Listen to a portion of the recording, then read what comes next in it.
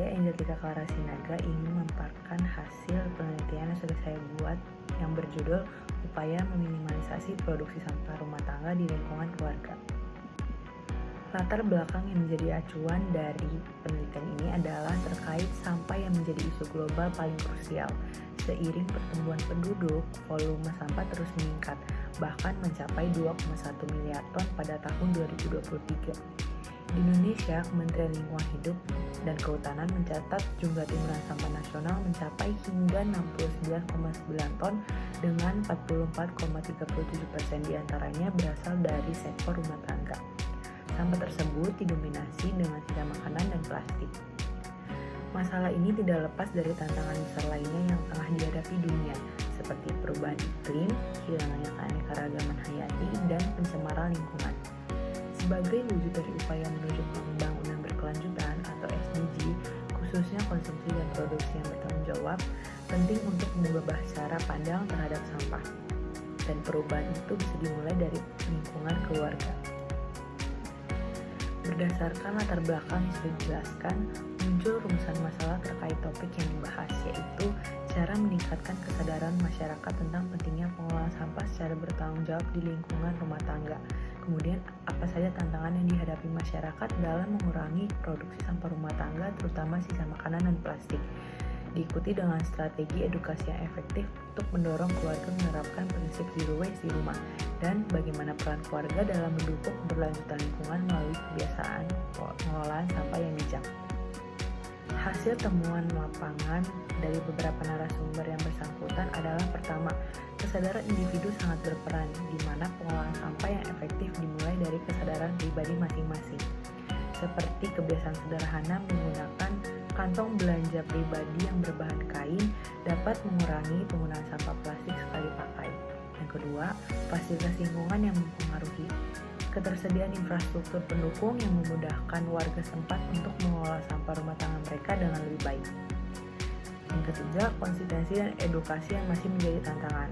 Beberapa narasumber mengatakan bahwa kebiasaan untuk mengelola sampah rumah tangga masih menjadi kendala karena kurangnya edukasi membuat warga belum memahami bagaimana cara mengolah sampah mereka dengan baik.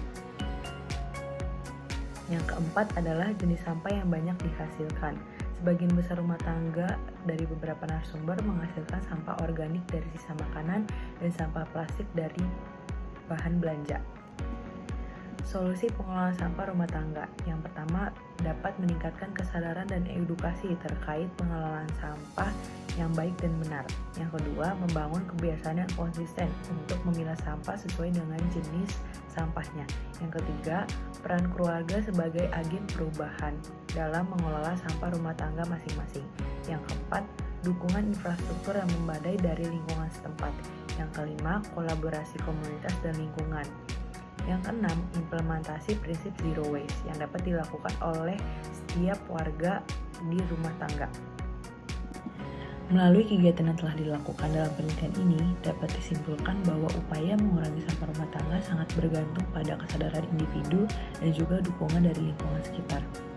Wawancara dengan para narasumber juga menunjukkan bahwa sebagian besar masyarakat memiliki kepedulian terhadap pengelolaan sampah, mulai dari memilah berdasarkan jenis sampah masing-masing, memanfaatkan kembali sampah plastik, dan mengolah sampah organik menjadi bahan yang berguna. Temuan ini membuatkan pandangan bahwa praktik pengelolaan sampah yang efektif dapat dimulai dari lingkup keluarga sebagai unit terkecil dalam masyarakat. Selain itu, ada juga tantangan yang terungkap dan perlu diatasi, seperti kurangnya fasilitas pemilah sampah di lingkungan perumahan, rendahnya tingkat edukasi dari lingkungan setempat, serta masih adanya warga yang belum memiliki kesadaran penuh akan pentingnya pengelolaan sampah. Hal ini menandakan bahwa pengelolaan sampah tidak hanya mengandalkan sistem atau fasilitas yang ada, melainkan membutuhkan peran aktif dari konsistensi dari setiap individu dalam membangun kebiasaan ramah lingkungan. Refleksi pribadi dari hasil wawancara yang saya dapat dari seorang narasumber adalah pentingnya kesadaran pribadi dalam mengelola sampah. Meskipun sistem di lingkungan sudah mendukung, kita tetap harus rutin memilah sampah dan menghindari penggunaan plastik sekali pakai.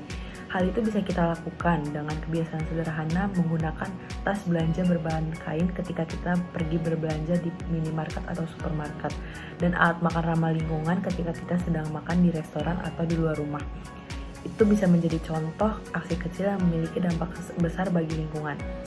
Walaupun beberapa masyarakat masih ada yang kurang peduli karena minimnya edukasi dari wilayah setempat atau wilayah RT/RW di lingkungan rumah, penting bagi kita untuk lebih berperan aktif dalam mengolah sampah dan lebih disiplin menjaga lingkungan agar bersih dan nyaman.